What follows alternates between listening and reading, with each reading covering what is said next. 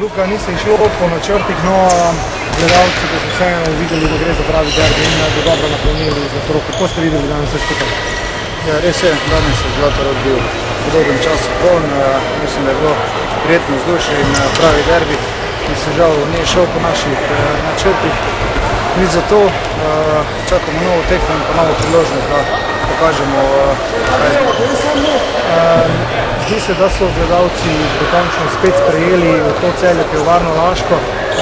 Se vam zdi, da je tudi v prihodnje smiselno, da se ustraja z domačimi, z veliko mladimi igralci in gradi na njih neko respektabilno ekipo, ali bodo vrhunske ukrepitve prav zaradi takšnih tekem in pa težkih evropskih dvobojev prepotrebne? Jaz nisem na mestu, da bi odgovoril na to vprašanje.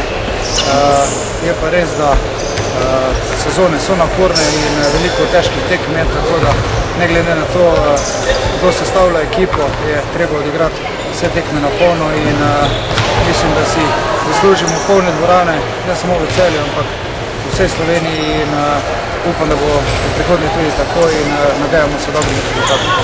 Je Gorenje Velenje ta hip resnično najboljša slovenska ekipa, kar kaže konec koncev prvenstvena tabela?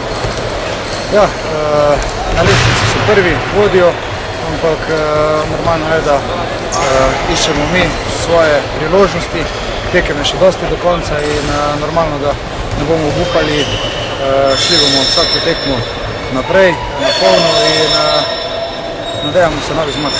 Hvala.